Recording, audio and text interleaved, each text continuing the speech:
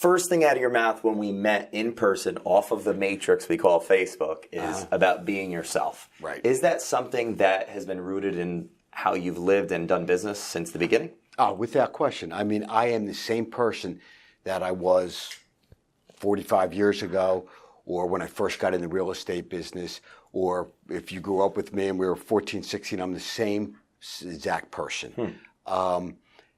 Yet I've worked hard and I've built a team and created success, but I have not changed. And it's funny because I remember certain people saying to me, well, Mike, you're the real estate man. How come you don't just do how come you still do $200,000 listings? Why don't you just do $1 million listings? I said, because they're my people too. Wow. So it doesn't matter to me whether somebody's a CEO and it's a $3 million listing or whether it's a $150,000 listing.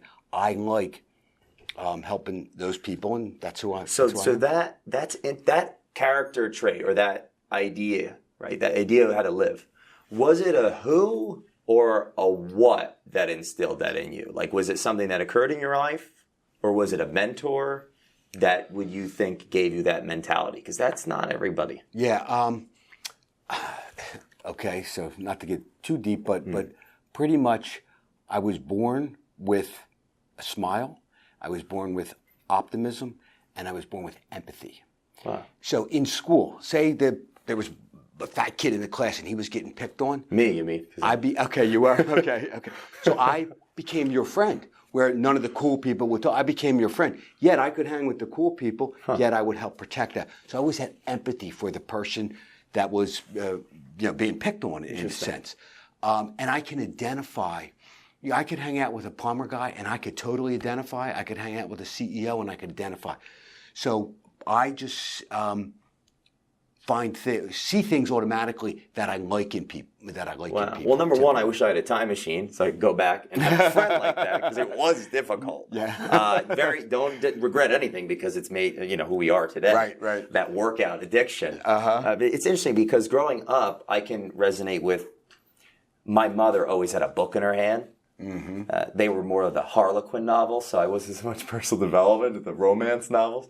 That made me want to become more well-read. Okay. Was it a family member that inspired you to look on the brighter side of things? Or you believe it's genetic? It's a lot of it's genetic. It was just the way that I was born. I was raised with my mom and 3 sisters and a lot of love.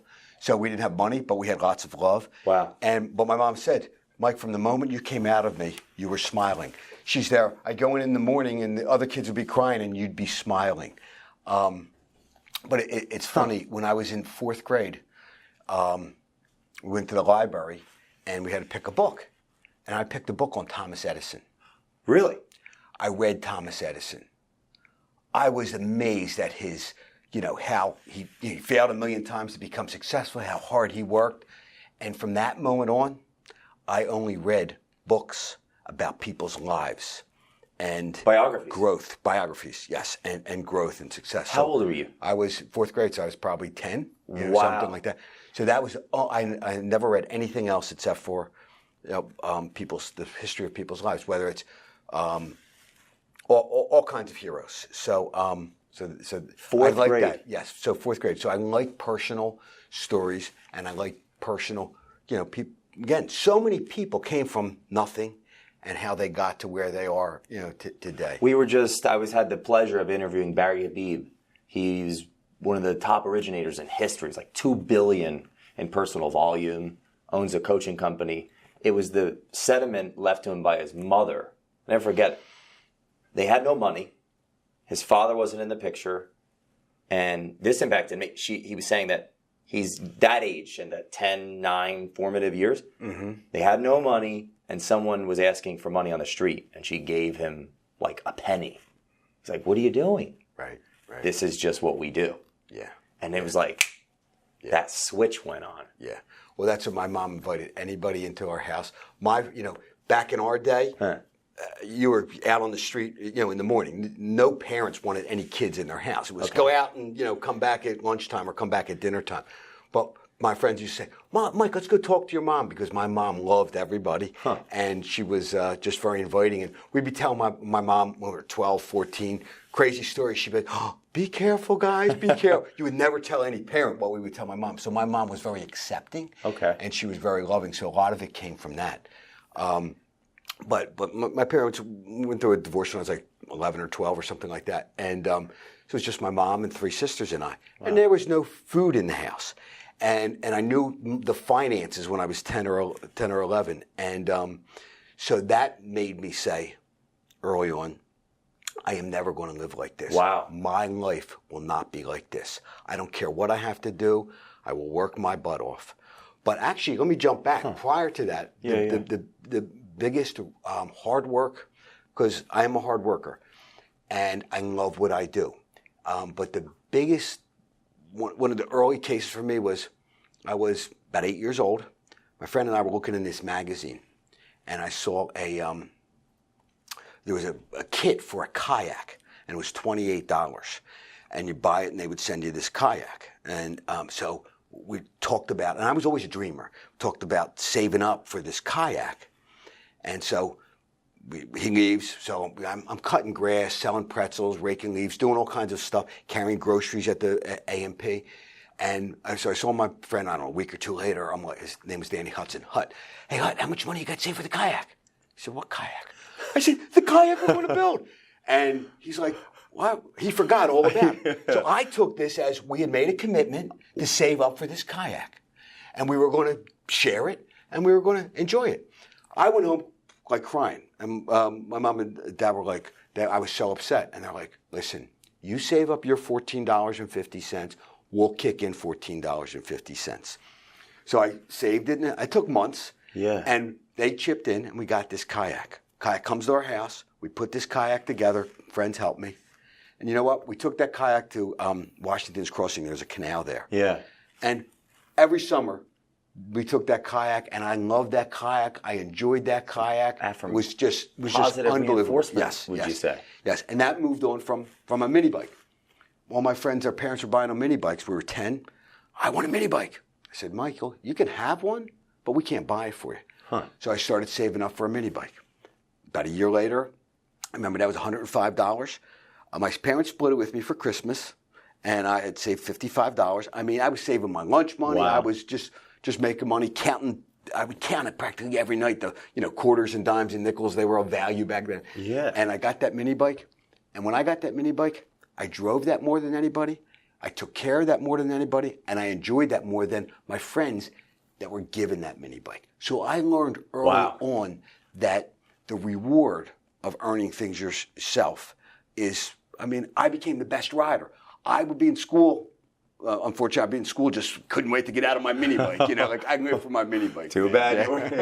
We don't know regrets there. It's interesting that there was a positive reinforcement to your commitment that you made to get that kayak. Yes. And now, would you think that how you were raised in love and also coming from scarcity, which I can empathize with, I think a lot of individuals who own companies can, was that scarcity and then the opportunity to get it, and then you taking that, being committed.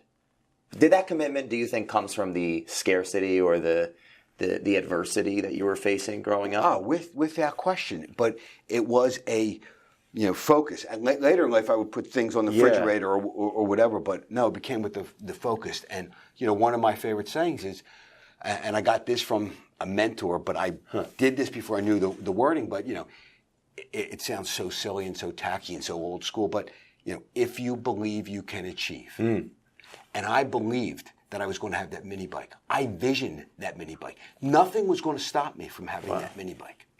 Just like when I'm 12, 13, 14, 15 in school and middle school, high school, I didn't know what I wanted to do. But I told everybody, I will not be poor. I used to say, I will be a millionaire. And teachers used to be like, well, what are you going to do? I don't know. But I'm going to find it, and I'm going. And that's all I ever believed. Dead laser focused. Dead laser focused. And I was one of those that, unfortunately, I did not know what I wanted to do. But I used to say to my mom, I started a dishwashing job when I was 12. Okay. Back of an Italian restaurant, big restaurant, and I became a dishwasher. I was 12. Most of the people in there were 16, 17, 18. Was that your first job? That was my first paid job by somebody. Got it, okay. My first jobs were 8, 9, 10, 11, 12. And I was Tony Alvino's on Street Road in Ben Salem. I grew up in the far northeast Philly, the very edge of Philly, Parkwood.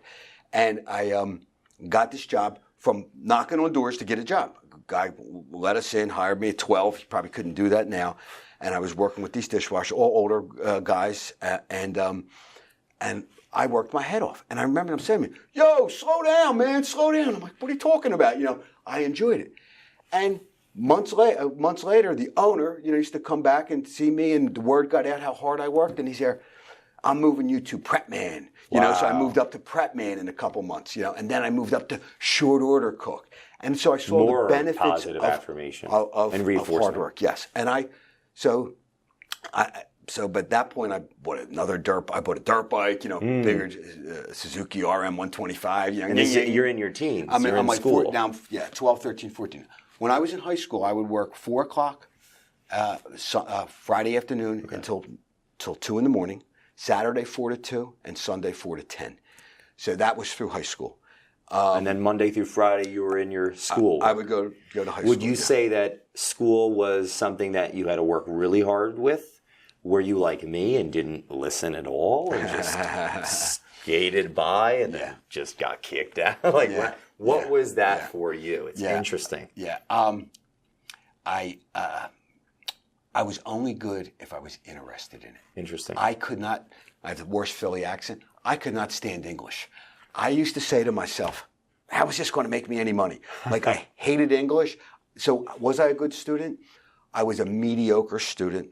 Of course, when I went to high school, you have to pick in our school was George Washington. It was 6,000 kids in the school. Wow. You had to pick whether you're going to be the academic course and go to college. Yeah. And back then, again, this is in the 70s. It wasn't cool to be an entrepreneur. Well, there was no such. I didn't even know what an entrepreneur was.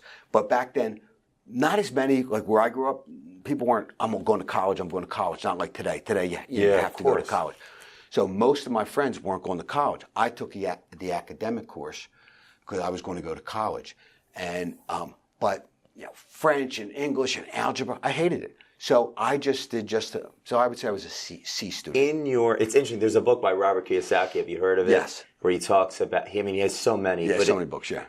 Today I was looking at a quote. It was, A students work for C students and B students work for the government. It's one of his quotes. Yeah. So you just got me right there. I don't know which one it was. I was C student. And they want me to title the book or something. Unfortunately, I would think that I was wasting my time. I couldn't wait to get out and make money. Yeah. But it's so funny. So I'm working hard, and then I became a busboy there. I was making more money. But I was always working hard. But I used to say to my mom, because the waitresses would give me, here's extra, because I would work so hard. They'd say, don't tell the other people, and they would give me extra. And so the reward, and again, I loved everybody. I would do anything. I wasn't lazy. But I remember saying to my mom, I wish I could find a job where the harder you work, the more money you made. Interesting. Because I was working, harder than anybody, and we were pretty much making the same money. It didn't bother me, but I thought, wow, if I could find a job. I was in a blue-collar neighborhood, cops, firemen. I took the police test twice. Really? Got a 97 and 98, but minorities and vets got 10 points, so I didn't get in. And back then it was the baby boom. You could not, by the time I got out of high school, you could not get a job at McDonald's. Because was this Ford or was this Carter? This was Carter. Okay. So it was the end of, to us. Yeah. It was the end of America. They were burning our flag in Iran. I mean, this is the gas lines. I graduated in 77, but 79, and Reagan 80. didn't come into 81? Yes. So 77, 81 was rough. Beyond. You could not get a job anywhere. People were, so I got out of high school. I had decided, I went to college for a day. And I just said, I can't support myself, and I can't do this, and I don't know what I want to do because I'm taking these literature courses and stuff. So I bailed on college. I had a scholarship. I bailed on college. I didn't want to stay in the restaurant business because I saw where the people who were 40 and 50 were. I didn't want to be there. Was there a ceiling to their? Yes. Their character could get them as far, but the reward wasn't there. Yeah, he wanted me to be his first waiter because he had waitresses. His first waiter. But I left when I was 17. My first job out of high school, my buddy got me a job, Southern Line it was working in the sewers for the city of Philadelphia. It was a subcontractor. So I worked in the sewers for the city of Philadelphia from 9 a.m. till 6 in the morning. And it was my first real man's job. $4.50 an hour. So we would drive in, we would go into this warehouse, load up our pickup trucks with these winches and equipment, drive out through the streets, open up manholes, go down there. I would have a full suit, a harness on in case it burst, and I would cement stuff down in the sewers. And guess what? I freaking loved it. I loved it. And I'm working with guys that are 25, 35, 45, 50 and you're 18? engineers. I was 17. 17. I graduated at 17. Wow. And that was my first job. But then the economy changed. That job closed down. We got laid off, and that was when everything got laid off. So I could not. No one could find a job. So all my friends and there's members of baby boom. So there were 30 of us. We hung up at a playground. There were 30 of us hanging out. Wow. None of us had jobs. Nobody had jobs. The steel mills were closing. The auto stores were, the car manufacturers were closing. People's parents were getting laid off. So we looked to us. Russia was expanding. To us, it's a scary time. It was a horrible time. It affected me to who I am today. Without question. I'd love for you to give a talk at a high school with 17-year-olds today compared to the... There's no comparison. But even that downturn in 2008 was nothing compared to what we saw. The late 70s, wow. Yeah. And then Reagan on his horse. I mean, I like Reagan, though. Dude, we were in my house. Real estate was good to us. We were in my house. We knew nothing about politics. Reagan gave his speech. Shining City. Yeah. So all my friends, we're all buzzed. We're drinking and smoking pot. Because that's all you did. Yeah. You couldn't do anything else. It's just sorry, but that's the way it was. And we hear Reagan. We just stand up. We start saluting. We get my flag down in the basement. We put it out front. My mom had a job. She's a receptionist. She comes home. She's like, this looks like a damn fort, because we're all getting patriotic because this is amazing. Yeah. And also 1980 when we beat the Russians in the hockey game. Unbelievable. Yes. Okay. It was, but they had really pros, and ours were like college kids. Wow. That was Miracle on Ice, that movie. Yes. Unbelievable. That was 80? Okay. That was 1980. That's huge. But to us, it looked like the country was ending because Iran was burning our flag, 40 hostages. We had a failed attempt to rescue them. Russia was taking over countries. They were bigger militarily. The wall's still up for many years. Wall still. We never envisioned a wall would go down. Never even close. Wow. And it was horrible. So steel mills were closing. So I'm looking for jobs. Can't find jobs. Can't even hustle on my own. But I wasn't complacent. I take this phone call. I make a phone call. Guy says, come in for an interview. It's a Saturday afternoon.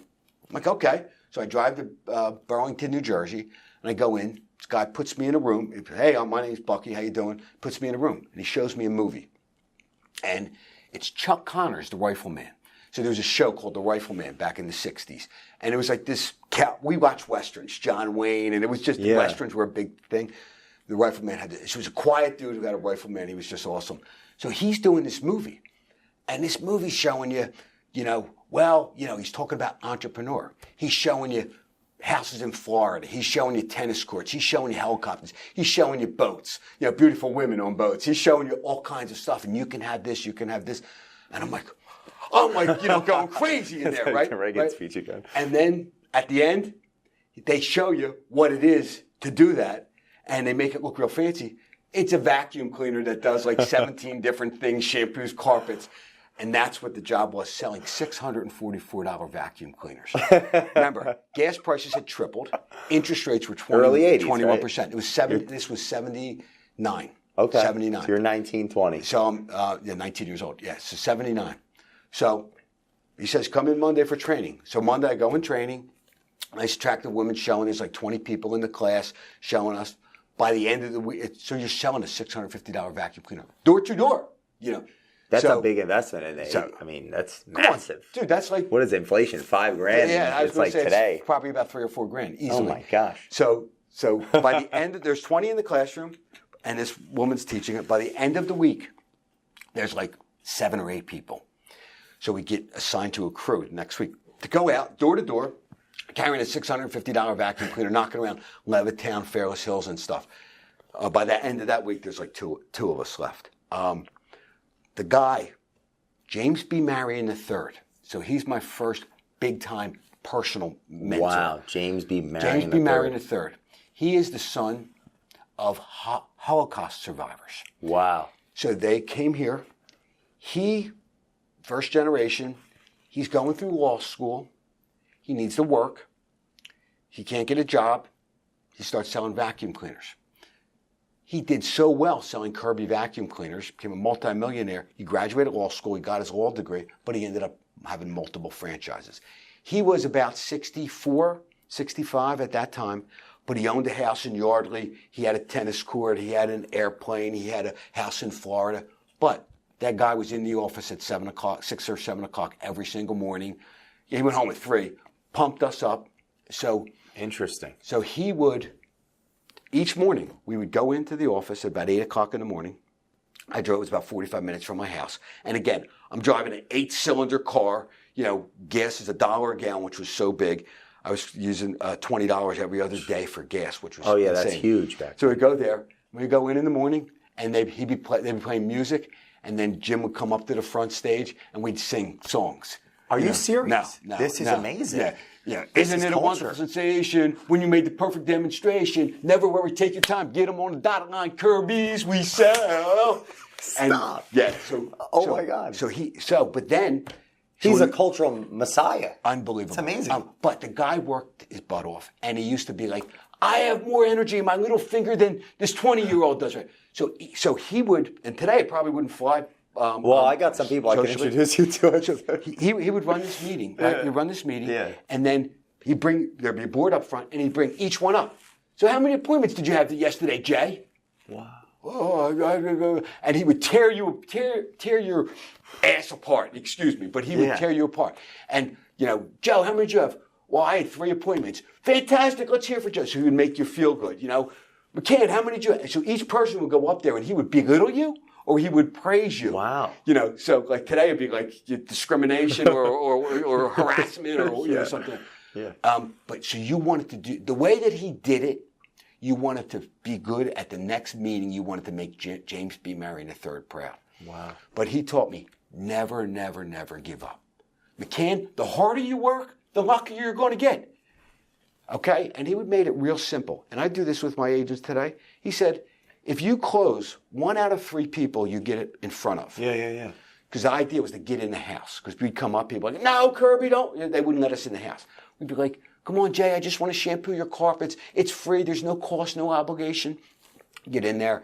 If I got in that house, the averages for me personally was 1 out of 2.5 people I would meet. I would get in the house. I would sell a $644 vacuum too. Wow.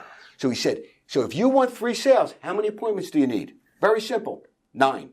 He said, you could go 9 appointments and not have 1 sale. Then 10, 11, and 12. The averages never lie. So he'd have the board up here Monday, Tuesday, Wednesday, Thursday. He said, how many appointments? So I talk to agents. I say, I still use a week at a glance book. So I have a lot of old school traits. But I say to my agents, how many houses did you show this week? I'm working my head off and blah, blah, blah. How many houses did you show this week? 2. Well, how can you sell? The first thing I teach my agents and myself is when are you available, morning, afternoon, or evening? And get the appointment. Get in front of the people. Don't sit there on your computer and let me know. Busy time. Yes. Someone calls me, someone emails me. I'm thinking about selling my house. Fantastic. Thanks for calling me. When are you typically available? Morning, afternoon, or evening? I want to get that appointment. If I look at my book, the more listing appointments I have, the more listings I'm going to get. It's the percentages. Would you say that mindset started at your early 20s with that mentor? At 19 years old with James B. Marion III. Absolutely. How many years are you with him? So then, and Jim used to say, if you're not a success by the time you're 30, you're going to be a loser. And he would really, he was really blunt. He was brutal, but he did it. He cared. So my friends, they're all laughing. McCann selling vacuums. So I'm hanging up this playground, with a bunch of dudes, a bunch of jocks, a bunch of potheads, a bunch of beer drinkers. There was 3 different groups. There was probably about 60 people at this playground that I hung at. And our group and the younger guys and the older guys. But so they were laughing. I'm selling vacuums. The 3rd week, I sold 3 vacuums. Oh my gosh. I made, I forget what it was, but it was like $700 or something like that. That's huge. And I won a jukebox. So back then it was the disco era. So I won this jukebox, the turntable, the 8-track, and the flashing lights. So it was my third full week. So I came pulling up in front of the playground with this jukebox hanging out of the back of trunk of my car. Pull up in front of the playground, got jukebox. Was like, what's this? Because everybody's sitting on the wall. And I whip out the money. I'm like, like this. They're like, oh my God. I was a hero after that. That's after amazing. That, everybody's so how's it going, Mike? How's it going? But by the second year, I was making more than my father, who was a college professor with a doctorate degree. So I'm 20 years old. By my second full year, but I was working 8 in the morning. I'm in the office, going out working, grab a little bit of lunch, working again, grab a little bit of dinner, working again. So I'm working 8 in the morning till 9 o'clock at night, Monday through Saturday. Has anyone ever brought it to your attention that journey might have started when you were 10 and you read that first biography? I mean, I know that's where it came from, because if I had not had that fortitude, that desire, you would never have done that. How many people, I know so many people that say, oh, I sold vacuums, I sold electronics, I sold encyclopedias, but no one did it for 3.5 years. Yeah, that's commitment. So by the time I was 21, I opened up a franchise with somebody in Delaware. Me and him opened up a franchise in Delaware. So that taught me about hard work. The harder you work, the luckier you can get, entrepreneurial, and how to deal with people. Now, selling vacuums, so I would go in someone's house. It's much more pressure than selling real estate. Yeah. Selling real estate is I call it patient persistence overcomes resistance. I like that. Patient persistence. James B. Marion used to say, persistence overcomes resistance. Persistent. But in real estate, I added the one word. Patient persistence overcomes resistance. Just follow up, follow up, follow up. Say what you do and do what you say. But I would go into somebody's house and I'd be 19 years old. We'd only do it with the parents at home. People had more time then because you didn't have that makes sense. Social stuff. And I would do a demonstration. And I would be like, wait till you see the first thing I want to show you, Jay. And I'd do something and I'd vacuum. And then I'd open up this black rag and I'd put it in front of the wife's face. Look at the dirt your vacuum's leaving behind. And she'd freak. So you would be entertaining. Okay. And I'm abbreviating because my demonstration took about an hour. Okay. And then I would say to the husband, I would say, Bill, you don't want your family living in this condition, right? No. Then you can buy a Kirby. Oh, I can't afford it. Hey, Bill, if you could afford a Kirby, would you buy a Kirby? Yeah. Okay. Well, and times are different. Everybody smoked back then. Okay. 8 out of 10 people smoked. So one of our lines. 80% of people smoke. Everybody smoked, yes. 80. If you watch any movies from the 70s, you see people smoking all the time. In hospitals, in the airports, in offices. So one of our clotheslines used to be, okay, well, you smoke, Jay, right? Yeah. Well, how much do you smoke a day? Most people smoke 2 packs a day. Is that crazy? So what are cigarettes? They're like 65 cents a pack. Okay, well, Jay, if tomorrow you woke up and you needed to start smoking 3 packs a day, could you find the money to buy that? Yeah. Well, then you can afford a Kirby. Just sign right here. And that was your... And you just shut up and look at them in the eyes. That was how you sold back. Was it Mr. Marion that taught me all this? That. Yeah, taught you all that. And to this day, it's a part of who you are. Yeah, my kids will know the songs. How many thousands? I still sing the songs in the morning sometimes. I love it. I have multiple songs. I'm not going to bore you with all the songs, man. Interestingly enough, we talked about the architecture of belief and what I actually do. Song and the cross-pollination of song with logo, color, vision, mission, purpose, values, and the meetings that need to happen drives human behavior.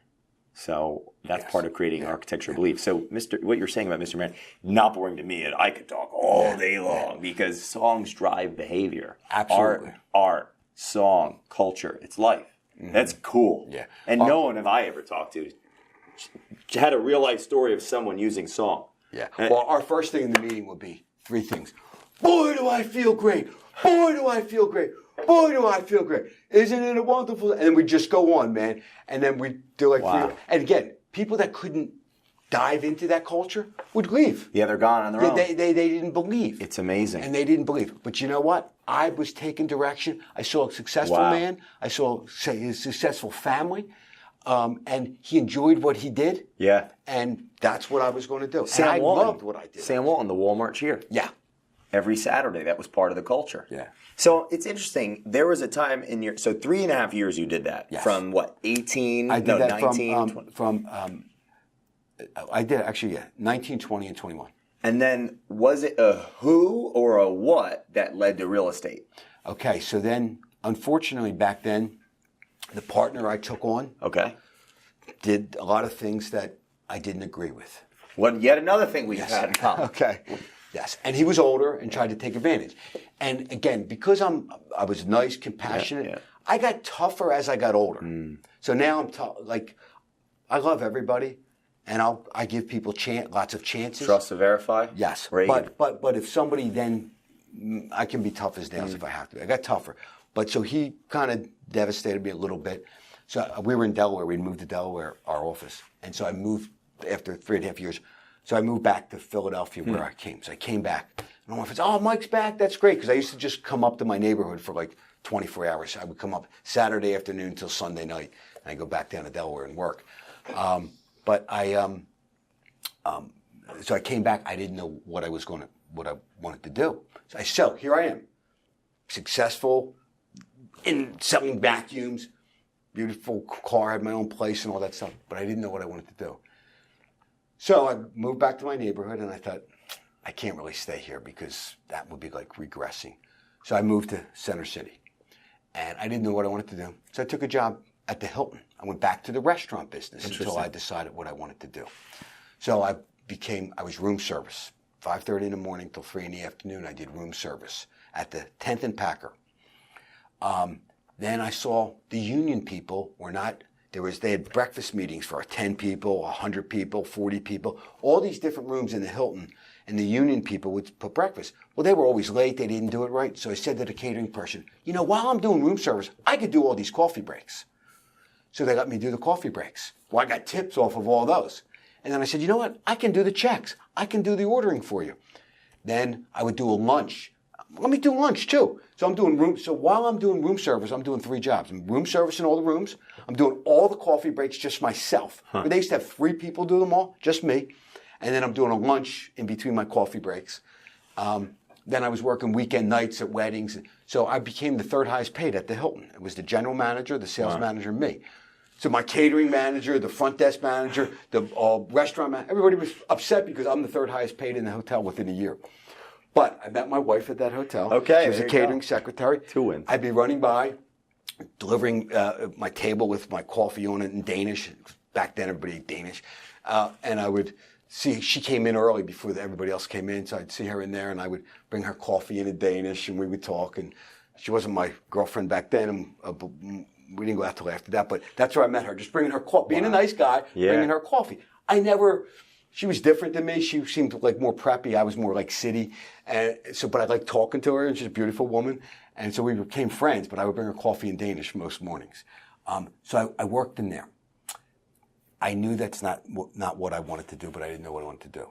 So about 85, interest rates started to drop down, and real estate started to come up. And 2 of my good friends who I had made friends with, they both worked for their dad. But I respected them because they had their dad's business and were taking it to this level. Not the dad's business and sucking off of it. And in 85, they said, Michael, we're going to take a course because we're going to invest in real estate at Temple. I said, I don't work for my dad. I don't have the money. I can barely keep up with you guys. And my one friend, Jeff's like, Michael, just take the course. And he was a funny guy, charismatic, and he taught me a lot in life too. Yeah. And so I took the course. I'm sitting in there, 2 minutes, 5 minutes, 3 minutes, I don't know. I'm like, oh my God, you can make commissions selling real estate. I never even heard of it. I never even thought of it. Never knew nothing about it because I always worked so hard. And I'm like, oh my God, within 10 minutes, I'm like, this is what I'm going to do. So You're 25. I was at that point. 25. So I started to take the courses. So I would be still at Temple. At Temple, I took every course at Temple. Barbara Corns taught me, fundamentals 1 and 2 or whatever it was. But so I remember I'd be at the Hilton. So whether we set a wedding or a dinner or whatever, and then in the break, I'd be reading real estate. And then again, there were people there that were 20, 30, 40, 50, 60 would be like, what are you doing? What are you doing? But I would just be reading so I could pass the course. And I did that. And then my, passed the test. And then my one friend said, the same friend Jeff said, oh, my buddy just opened up a real estate company. She said, you should work for him. So I put on some old suit, you know what I mean? And I met him and he's like, oh yeah, you can make a lot of money in real estate. He was like my age, the guy. His dad had been in commercial real estate. So my office it was a Trinity house, 433 Bainbridge Street. It was, first floor was receptionist, second floor was a conference room, and his office is in the first back, and down in the basement was a bookkeeper and my little office. And so I didn't know it. They did property management. They just managed properties. They did not sell real estate. Interesting. So I taught myself to sell real estate. They just let you keep your license there? I had my license there. It was a family business. They just managed People's hundreds properties. of properties. Again, they would sell real estate from the property they were managing and wanted to sell it, but they were not selling real estate. It wasn't like a well-oiled machine. No, they weren't selling at all. They weren't aggressively doing, and they weren't marketing. Was that your intent the minute you realized that you could make commissions in real estate to sell? To sell real estate, absolutely, yes. To sell real estate because the harder you work, the luckier you get, and the more you. It's almost as if all those years of learning, yes, and adversity, overcoming the victory, all of that led to that moment. Yes. Was there a mentor, or there was just an opportunity in that moment? There really was just an opportunity. Guy I worked for, still love him today, love the family. But that's not what they did. But James B. Marion was in my head. Wow. If you believe you can achieve, never, never give up, the harder you work. So what I did, just like when I picked up that book in fourth grade, I read, again, we didn't have the internet, so I read the NAR magazine, the PAR magazine. I took every course at Temple. Most agents get their license and that's it. They stop their education. Took every course at Temple. Took a sales training course with Alan Dom, the king of condos. Nice. Okay. Yeah. Took every course. Cool. Then I would go to the national convention, to the state convention. So I was getting my information outside of the marketplace. But because I had gone door to door before, I was running off copies of flyers, handing stuff out door to door. My wife helped me hand out with the kids stuff door to door, and I started to grow. So June of '86 was when I hung my license. In 1988, I was the #1 agent in Philadelphia for transactions. I did 90 transactions. 88. 1988. 90 transactions. You didn't have in-house mortgage companies. You didn't have in-house title companies. And you didn't have a conveyancer. So I cleared every title. I filled out the city certification form, got the check from the broker, addressed the envelope, and mailed it. We didn't even have fax back then. Fax came about 87, 88, but you couldn't really use it. It would roll up. So everything was FedEx. Settlements took 90 days. You went to the lender. You went to the title company. Waiting an IVT title. But I did 90 transactions, and I still went in for the first year and a half in real estate. I still went into the Hilton, 5:30 in the morning till about 10:30 in the morning, and I still worked weddings my first year and a half. So the first year and a half, so that was you were 86 working that job at the Hilton. Yeah, I bought somebody else on bought some 10. Till about 10:30. I bought somebody else on to do my lunch and to do my coffee breaks in the afternoon, and I would still do weddings, just because So your time block was split. In the morning, you did what you had to do to pay the bills. Yes. In the afternoon and evening, what did you do? Door knock? Yes. So I would hand stuff out. I would take buyers out. I would be in the office. I remember even back then, people saying, "Whenever I call, I always get you." I created an ad. I said, we have to do an ad in the South Florida Review. We have to do an ad in the Weekly. So I created ads. And I didn't even have open houses. They didn't have listings. So I didn't even have open house. So I would just work buyers, and then that was it. But then this is what's killer. And this makes me sound old. My wife says I shouldn't talk about the 80s because that's no. Most people today weren't even born in the 80s that I'm dealing with. That's why they need to hear it. History humbles. So 90 transactions, $3.5 million.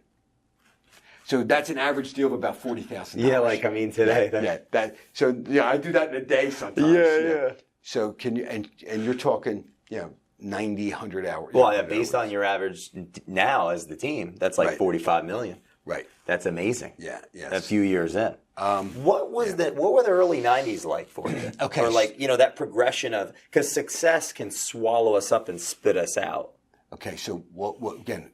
The blessing that I had working for a company that didn't have training or anything like that was I got information from outside the marketplace. So I'm going to conventions. I'm talking to people from California, from Toronto, from San Francisco, from Chicago. So I'm seeing things because we're a conservative market. Things happen in other places, and then they roll to Philly. Interesting. So I was always the ahead sixth borough. Yes, I was always ahead of the game. So I started to become ahead of the game.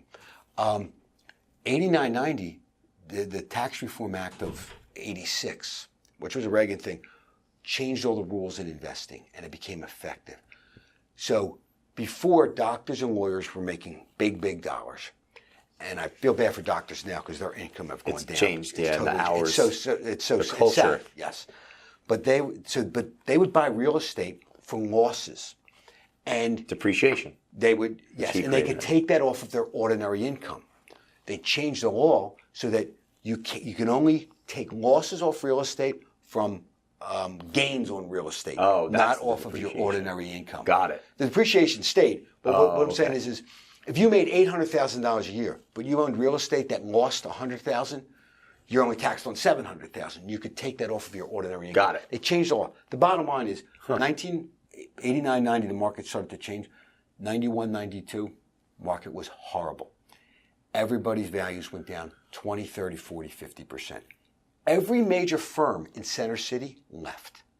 So 1988, 1989, you had Weicker, big office, Caldwell, big office, Century 21, big office, all kinds of companies. By 92, every single company left Center City. Merrill Lynch, which was the company I work for now, they got out of it, but Prudential bought Merrill Lynch. Okay. And came in. So Prudential was the only name player that happened to come in the market as everybody else was leaving. So, and I don't know what the numbers were, but it was about 35 or 40% of all realtors nationally left the business. And that market downturn lasted probably about 7 years. So I remember selling properties for, I sold this one property in 92 for $342,000. They had paid $680,000 for that in 88. Fortunately, I found a couple partners in the early 90s who were doctors who had money, still had money, and they wanted to buy real estate, so I partnered with them. So we were buying triplexes, and I was selling that people paid, say in Queen Village, paid $224 for $75,000. So you saw this time as an opportunity. Well, I did, but I didn't have that much money because I had a wife and 3 kids at that time. So I took partners. Back then, interest rates were still higher. Interest rates were about 10 or 11%, and you needed 30% to put down. So that was a difficult thing to start. Yes. I'm curious. You've been through partnerships that hadn't worked out. Yes. Like myself and many others that have had businesses. Yes. And the T in Culture Matters stands for trust in yourself so you can trust others. That's in the company. I like that. So thank you. Where did that come from for you to give, I guess, permission to yourself to outgrow that? Yeah. The harder you work, the luckier you get. So that was an opportunity that came to me, not even an opportunity I seeked. So in the late 80s, I did take on a partner. Yeah. That partner went bad. But in the 90s, the people that came to me said, we want you to invest with us. I said, I'd love to, but I don't have the cash to outlet. We want you to handle everything. We'll put your cash up, and when we sell the property, you can pay that back to us. Did you say maybe that showed that they trusted in you? That trusted and in not me. vice versa? They trusted in me. They came to me.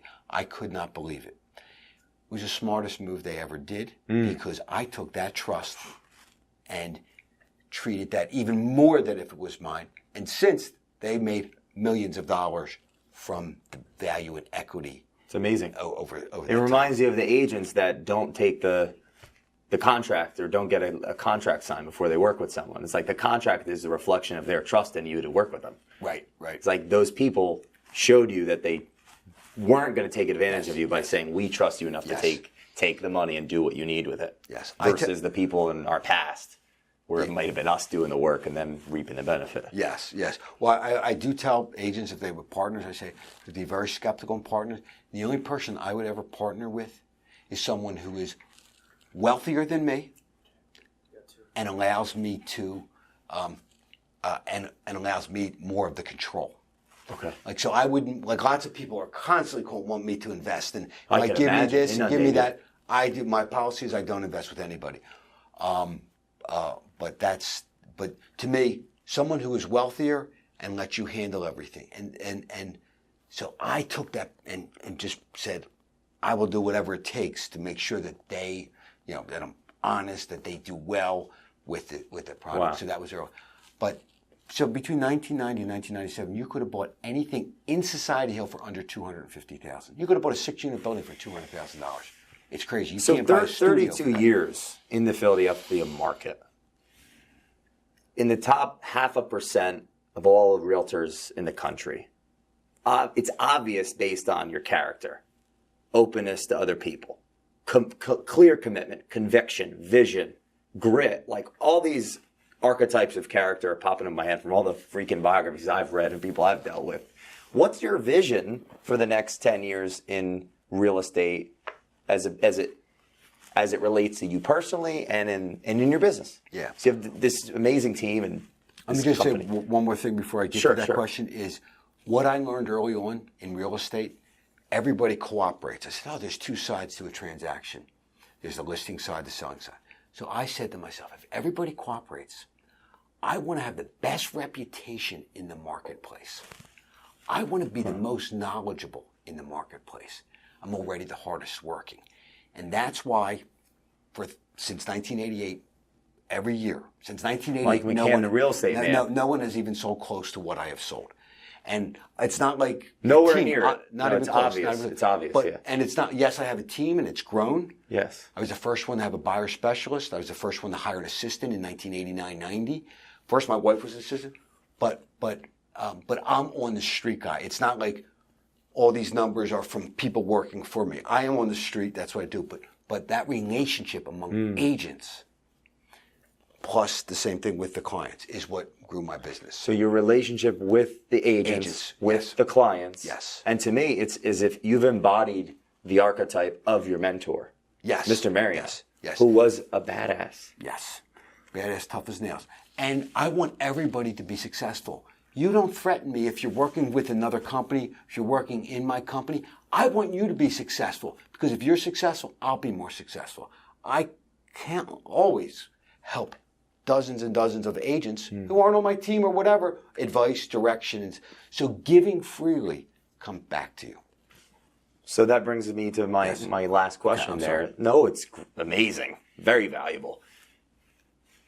Coming full circle, it seems that in your nature is a coach, is a mentor, is a speaker, which we didn't even get into, but it's obvious. There's a burning desire to give that I can empathize with because life just kind of throws at us that responsibility sometime. Where is your future taking you? I mean, for the next 10, 100 years. I'm a big believer in modern science, but seriously. Yeah. That's being determined. I'm committed. My team is my family, 6 assistants and 18 agents. So I'm committed to, again, being I am the rainmaker, and committed to them and watching them grow. And I enjoy bringing these millennials up and having them grow. Do I not want to be out till 9 o'clock at night every night? Probably at some point. But I want to inspire people. So yes, inspiring people. I have people that want to write my book, what I mean, and stuff. So speaking and coaching, it's so funny. It's evolving where I am right now. I still enjoy what I do, and that saying is so true. If you love what you do, you never work a day in your life. So quite literally, this isn't something that you even cross your mind every day because you're you're present in what you love. I'm present in what I love, but it does cross. I'll be 60 years old. It does cross my mind. Like I want to. I travel. I have nice things with my wife, but I even want to do more time. You know what I mean? So what am I going to do and still be in the business? So I want to coach. I'm not leaving the business at all, but I'm just trying to. I think we'll have you for a long So I don't know. So it's constantly evolving. Yeah, but there's a book. Oh, I don't have on the horizon. But I've had many that want to write my book. And Mike McCann and Jay Doran, the culture man, right? The real estate man, the culture man. Yeah, come together. But I tell my son, see it. Like, yes, I'm a great success, but compared to other people, I'm a loser. So that's why you compare yourself with yourself. Every day you compare yourself with yourself, because you can always find somebody richer. You can always find somebody poorer. Am I better today than I was yesterday? Am I doing what I want to do? So don't compare yourself with other people. Social media, people, okay, they do this, they do that. You don't really know. Compare yourself with yourself. And you've been reading since a young age. Do you continue to read biographies? It's so funny. I do, but not ever since the freaking iPhone. Cause I used to read on vacations a lot when I have more time. Because I'm too tired. When I get home at night, if I start to read, I fall asleep. I don't read as much as I used to because I'm on social media. Access to me is so much easier. Before I'd go down to the beach and I'd be reading a book, right? Yeah. So not as much. I have stacks of books. I gotta read, let's man. see, a curse though. We met on social media. Audible? Audiobooks? It's funny. So I just did an audiobook. I got to get more. Me and Jim were talking about it when I saw him at open house a while back. We listen to a lot of the same audiobooks. Yeah, I'll get you a couple solid ones. See, I really have to, because I believe if you want to grow, you're 20, 30, 40, any age really, but you have to be inspired from outside sources. I mean, it inspires you. That's early on. I got involved with the board of Realtors. I volunteered. That helped me grow, gave me connections. Lots of different avenues in my life I volunteer. Learning, commitment, vision, grit. Yes. Doing what you say, leading by example, loving what you do. My mind is exploding. I do want to know, if you could go back to 1985, what's one thing you'd tell yourself that you've learned in the last 32 years in real estate? What would you tell yourself?